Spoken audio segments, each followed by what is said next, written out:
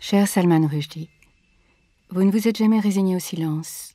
Depuis quelques décennies, dans les couloirs d'une mort annoncée, proférée, vociférée, vous continuez à écrire, malgré la fatwa, malgré les menaces. Vous avez vécu en liberté surveillée, en liberté protégée, mais vous êtes toujours libre, libre pour continuer à dire aux femmes et aux hommes que libres, ils le sont aussi, que libres, ils doivent le rester. Je me souviens des quelques mots que j'ai lus à voix tremblante à la cérémonie des Césars en 89, où je fus récompensée pour Camille Claudel de Bruno Nuiten ainsi que le film le fut lui-même. Ces quelques mots, vos mots, qui sont au cœur de l'engagement de tous les résistants, de ceux qui refusent la barbarie, la dictature, l'oppression.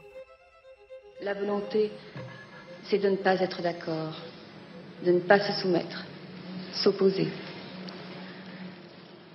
Salman Rushdie, écrivain, verset satanique. Condamné à mort, condamné au silence, condamné à vivre caché, condition extrême de vie, de survie d'un écrivain, d'un artiste, un artiste maudit, exclu, comme le fut aussi Camille Claudel parce que femme, parce que artiste maudite, parce qu'engagée à être libre. Salman et Camille, Camille et Salman, comme je le confiais à un magazine 10 ans plus tard, je venais d'interpréter une artiste extrémiste, l'art à n'en plus dormir, l'art à en devenir folle, l'art à en mourir, et l'extrémisme frappait un artiste vivant en le condamnant à mort. Que dire aujourd'hui?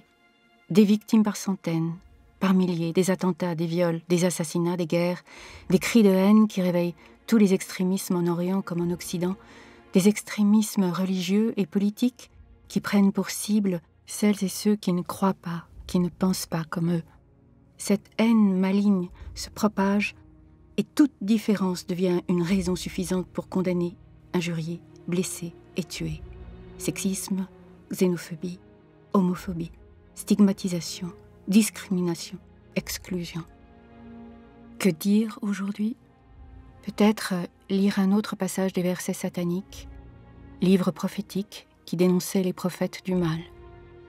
Le véritable attrait du mal est la facilité séduisante avec laquelle on peut s'élancer sur sa route. C'est sur cette route aux embranchements infinis que se croisent contre toute attente les jeunes djihadistes et les jeunes suprémacistes, une route balisée par les vieux marchands de désespoir. Le mal et la haine ne connaissent aucune frontière, ils se propagent à la vitesse du feu et de la lumière sur le web, cette toile d'araignée où se trament des complots imaginaires mais dont les effets sont hélas bien réels. La vérité est de plus en plus aléatoire. Elle est devenue dans l'ordre libéral ce qu'elle était dans l'ordre religieux, la source du mensonge et de la manipulation. Que faire aujourd'hui? Nous avons encore le pouvoir de ne pas nous laisser hypnotiser par l'angélisme et de raviver la fièvre saine qui permet de renverser les tyrans.